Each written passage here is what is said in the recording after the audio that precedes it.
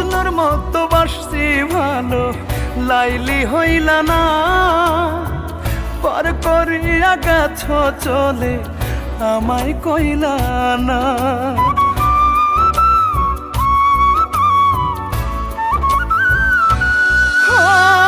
মজনুর মতো বাসছি ভালো, লাইলি হইলা না, পর করিয়া গেছ চলে আমায় কইলা না।